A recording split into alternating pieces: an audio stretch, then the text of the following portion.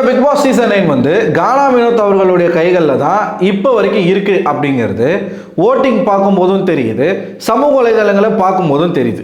வினோத்தை பற்றி தப்பாக ஏதாச்சும் ஒரு விஷயத்த, அதாவது கரெக்டான விஷயத்த, நெகட்டிவான ஒரு விஷயத்த, அவர் பண்ண ஒரு தப்பை நம்ம சுட்டி காட்டி பேசணும் அப்படின்னா சமூக வலைதளங்களில் ஏகப்பட்ட எதிர்ப்பு குரல்கள் வந்து அவருக்கு ஆதரவாக எழுப்பிக்கிட்டு இருக்கிறதையும் நம்மளால் பார்க்க முடியுது. இதுக்கான காரணம் ஒன்றே ஒன்று தான். ஒன்று திவாகர் வந்து சாதிய ரீதியாக வினோத்தை வந்து தாக்குனது, இன்னொன்று அவருடைய டைமிங் காமெடி, ஹியூமர் சென்ஸ். இதை ரசிக்கக்கூடிய ஆட்களுடைய ஓட்டு வந்து வினோத் அவர்களுக்கு விழுது. மற்றபடி ஸ்பெசிஃபிக்காக ஸ்பெஷாலிட்டியாக வினோத் இந்த வீட்டுக்குள்ளே என்ன பண்ணுறாரு அப்படின்னு பார்த்தீங்கன்னா ஒன்றும் இல்லை. ஓகேவா? ஒரு பக்கம் இப்படி வந்து ஆதரவு இருந்தாலும், பாசிட்டிவ் இருந்தாலும், இன்னொரு பக்கம் வினோத் அவர்களுடைய கேஸ் வந்து அதிகமாயிட்டே இருக்கு அப்படிங்கிறத பார்க்க முடியும். இன்னைக்கே பார்த்தீங்கன்னா 2-3 இடங்கள்ல வந்து அவர் வார்த்தைகளாக இருக்கட்டும், அவருடைய செயல்களாக இருக்கட்டும் தப்பாக இருக்கு. ஒன்று, கமருதீன் அவர்கள், அதாவது ஆரம்பத்தில் இருந்தே நிறைய இடங்களில் வந்து அவர் வார்த்தைகளை விட்டுட்டு இருந்தார். இவர் தர்பீஸ் இருக்கும் போதுல இருந்தே தர்பீஸ் இவர் கலாய்க்கிறதா இருக்கட்டும், திருப்பி தர்பீஸ் கலாய்க்கிறதா இருக்கட்டும், இப்படி வந்து மாற்றி மாற்றி கலாய்ச்சிட்டு இருந்தாங்க. பெண்களை வந்து எப்படி தர்பீஸ் வந்து கட்டிப்பிடிக்கிறது வந்து ஒரு மாதிரி இருக்குதோ, அதே மாதிரி கானா வினோத்தும் கட்டிப்பிடிக்கிறது ஒரு மாதிரி இருக்கு.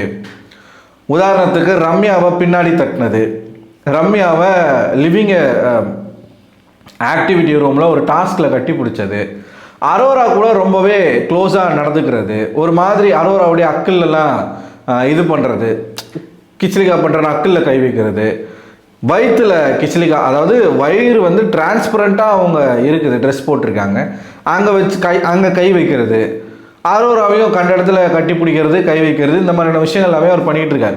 இதுக்கு எப்படி வெளியில் ஒரு முட்டு கொடுக்கப்பட்டது அப்படின்னு பார்த்தீங்கன்னா, அரோராக்கு அதில் வந்து கம்ஃபர்ட்டாக இருக்குது. அரோராக்கு எந்த ஆண் தொட்டாலும் கம்ஃபர்ட்டாக தான் இருக்கும். அதுக்குன்னு அது தவறு இல்லைன்னு நம்மளால் எடுத்துக்க முடியாது இல்லையா? ஒரு பக்கம் இப்படி இருக்க, இன்னைக்கு அவர் என்ன பண்ணுறாரு அப்படின்னா, பேச்சு வாக்கில் இப்போது காமெடி அப்படின்னு, இப்போ திவாகர் வந்து எப்படி வந்து நகைச்சுவை அப்படி இதெல்லாம் ஒரு ஃபன்னுமா, இதெல்லாம் ஒரு காமெடிமா, இதெல்லாம் ஒரு ஜாலிக்கு பேசுறதுமா அப்படின்னு காமெடியாக எப்படி வந்து விஷத்தை கக்குவானோ, அதே மாதிரி ஒரு காமெடியாக பேசுகிறன்ற பேரில் லைட்டாக கொஞ்சம் இந்த 18+ ஆன பேச்சுகள்லாம் பேசிக்கிட்டு இருக்காப்புல. ஒன்றும் இல்லைங்க, கமருதீனுக்கு வந்து ரெமோ கெட்டப், அந்த படத்தில் சிவகார்த்திகேயன் வந்து ஒரு லேடி நர்ஸ் மாதிரி வருவார். அப்படியே அவர் வந்து அந்த கெட்டப்பு மேக்கப்பில் பார்த்தீங்கன்னா உண்மையான லேடி மாதிரி தான் இருப்பார். ஸோ அந்த கெட்டப் வந்து கமருதீனுக்கு கொடுத்துருக்குறாங்க. அதை போட்டோடனே அவர் வந்து சிவகார்த்திகேயன் மாதிரி இல்லை, மாறா பூர்ணிமா மாதிரி இருக்கார். அது வேற கதை. ட்ரெஸ் பண்ணிட்டு இருக்கும்போது கானா வினோத் வந்து வராரு. அவருக்கு வந்து டிஆர் கெட்டப்பு, டிஆர் ராஜேந்திரன் கெட்டப்பு எவ்வளோ நல்லா அதில் வந்து நகைச்சுவை பண்ணலாம். தான் நடித்த எந்த படத்துலையும் ஒரு பெண் நடிகையை கூட தொட்டு நடிக்காத ஒரு நடிகர் தான் அது டிஆர் அப்படின்ற ஒரு பேர் வந்து அவருக்கு இருக்குது. இந்த ரொமான்டிக் சீனு, இந்த முத்த காட்சிகள், இதெல்லாம் வந்து இல்லை, அவர் படத்தில் இது வரைக்கும் அவர் வச்சதே கிடையாது அப்படின்னு சொல்லுவாங்க. நமக்கு தெரில, நான் பார்த்ததில்ல. அப்படிப்பட்ட ஒரு கேரக்டர் எடுத்துக்கிட்டு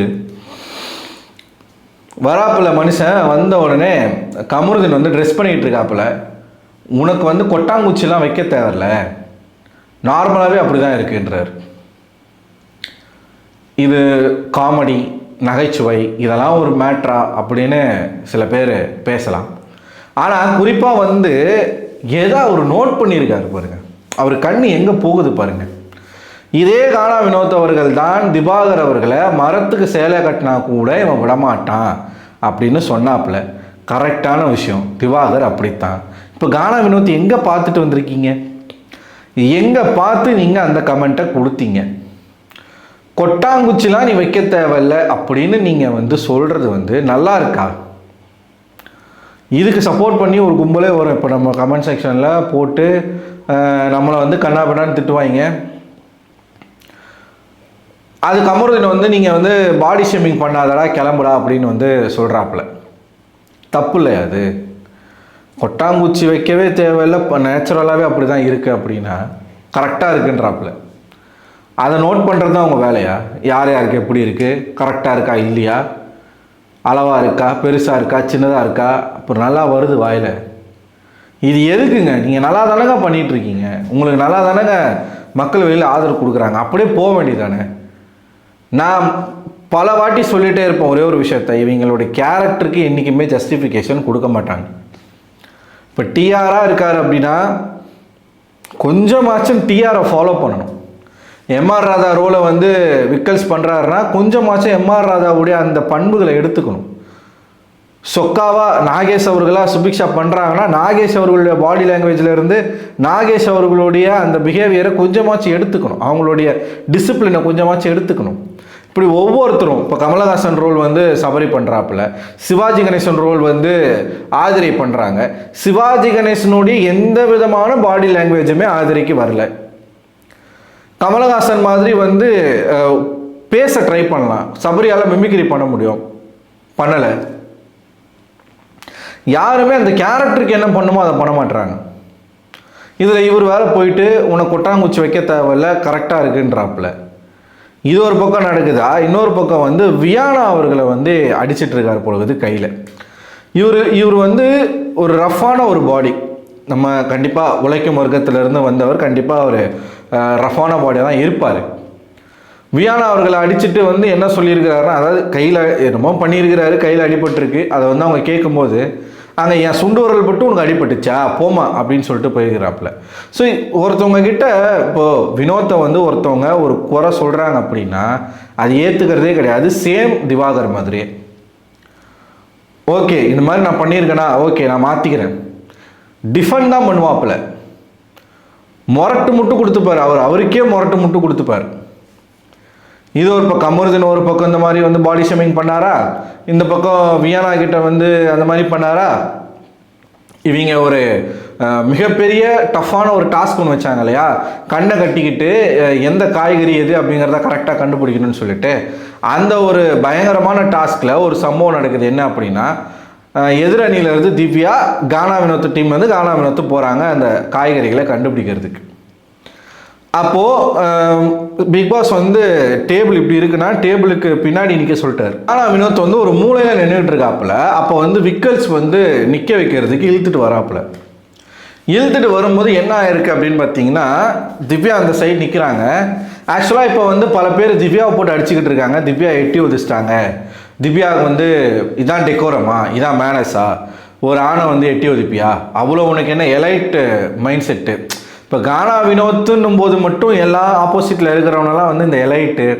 ஏன்னா கானா வினோத் வந்து கீழ்த்தட்டில், அதாவது ஏன்னா கானா வினோத் வந்து ஏழ்மையான வறுமையான இடத்துல இருந்து வரார் அப்படிங்கிறதுனால ஆப்போசிட்டில் யார் பேசினாலும் எலைட் அவங்க, அதனால் அவங்களாம் இப்படி தான் பண்ணுவாங்க அப்படிங்கிற ஒரு ஸ்டாம்ப் அவங்க மேலே குத்துறது. கானா வினோத் வராருங்க, இப்படி இழுத்துட்டு வராப்பில், விக்ரம் இழுத்துட்டு வராப்பில். இழுத்துட்டு வரும்போது திவ்யா அங்கே நிற்கிறாங்க. அவங்களும் கண்ணை கட்டிட்டு நின்றுட்டுருக்காங்க. அவங்களுக்கு என்ன நடக்குதுன்னு தெரில. அப்போ கரெக்டாக இவருடைய கை வந்து லெஃப்ட் ஹேண்ட் வந்து திவ்யாவுடைய செஸ்ட்டு கிட்ட போகுது. லைட்டாக வந்து இப்போ இவ்வளோ கிட்ட வரும்போது நமக்கு ஒரு ஃபீல் இருக்கும்ல, கை வருது அப்படின்னு சொல்லிட்டு. அப்படி வந்து அவங்கக்கிட்ட வந்து டச்சாக வரும்பொழுது அவங்க நகர்ந்துருவாங்க. நீங்கள் அந்த சீனை கூட திரும்ப கூட போட்டு பாருங்கள், ட்விட்டரில் இருக்குது. ஏன்னா பல பேர் அதை ரீட்வீட் பண்ணிகிட்டு இருக்காங்க. நகர்ந்துட்டு அப்போ தான் வந்து அவங்க காலில் வந்து எட்டி ஒதிக்கிறாங்க. அது வந்து செஸ்ட்டுக்கிட்ட கை வர்றதுனால அவங்க வந்து அதை பண்ணுறாங்க, ஒரு ரியாக்ஷனாக பண்ணுறாங்க. ஆனால் அது சரின்னு நான் சொல்ல மாட்டேன், அது வந்து வாயில் சொல்லியிருக்கலாம், தப்பு தான். ஸோ இதுக்காக தான் அவங்க பண்ணுறாங்க அப்படின்னு சொல்கிறேன். இப்போ கை வரும்போது அவங்க வந்து டக்குன்னு ரியாக்ட் பண்ணுறதுக்கு காலில் வந்து எட்டி ஒதிக்கிறாங்க. எட்டி உதைச்ச உடனே கானா வினோத் வந்து அங்கே கத்துறாப்புல, சண்டை போடுறாப்புல, இவங்க வந்து என்னை எட்டி ஒதிக்கிறாங்க, இவர் தான் இழுத்துட்டு வந்தார், அப்போ நானும் எட்டி ஒதிப்பேன்னு சொல்லி வாண்டடாக எட்டி ஒதிக்கிறாப்புல. இப்போ திவ்யா பண்ணது தப்பு, அப்போ கானா வினோத் பண்ணது தப்பு தானே. நீங்கள் அடித்ததுனால நான் திருப்பி அடித்தோம். அப்போ நீங்கள் செஸ்ட்டில் கை வைக்க போனது தெரியாமல் தான் நீங்களும் வைக்க போனீங்க. அதே மாதிரி அவங்க உங்களை அடிக்கணும்னு அடிக்கலை, ஒரு ரிமைண்ட் பண்ணுறதுக்கு பக்கத்தில் ஒரு பொண்ணு நிற்கிது அப்படின்ற. ஏன்னா வினோத் இப்படியே வராப்பில் அவர் கொஞ்சம் ஹாஷாகவும் ரஃபாகவும் தான் சில பேர்கிட்ட நடந்துக்கிறார். அது அவருக்கு அவர் மேலே யாரெல்லாம் வந்து விருப்பம் காட்டலையோ, யாரெல்லாம் அவர்கிட்ட பேசலையோ. இப்போ திவ்யாவுக்கும் வினோத்துக்கும் செட்டே ஆகலை, திவ்யா வினோத்துக்கிட்ட பேசுகிறதே கிடையாது. ஸோ அதனால் திவ்யா கிட்ட ரொம்பவே கடுமையாக நடந்துக்கிறாரு. இன்னொரு பக்கம் வியானா, எப்பயுமே வினோத்தை வந்து குறை சொல்லிக்கிட்டு இருக்கிறது வியானா. வியானா கிட்ட அந்த மாதிரி நடந்துக்கிறாப்புல. ஃப்ரெண்டு அப்படிங்கிறதுனால டார்க் ஹியூமர் காமெடிலாம் வந்து பண்ணுறது, அந்த கொட்டாங்குச்சி வைக்க தேவையில்ல. அங்கேயே இன்னொரு பொண்ணு நிற்கிது, வியானா நிற்கிது. அது தெரில அவருக்கு அது தப்பு. இந்த மாதிரிலாம் ரோட்டில் நம்ம பேசிப்போம்ல, அந்த மாதிரி பேசிக்கிட்டு இருக்காப்புல வீட்டுக்குள்ளே. இதுக்கு சப்போர்ட் இது சரினே வச்சுக்கோங்களேன். ஆனால் இந்த வார்த்தையை திவாகர் பேசியிருந்தா நம்ம சும்மா விட்டுருப்போமா? கேட்டிருப்போம்ல, பேசியிருப்போம்ல, என்னெல்லாம் அவனை பேசியிருப்போம். அவன் ஒரு பொம்பளை பொறுக்கி அது இதுன்னு வந்து எவ்வளோ விஷயங்கள் நம்ம பேசியிருப்போம். வினோத்தில் மட்டும் ஏன் அது வந்து வரமாட்டுது?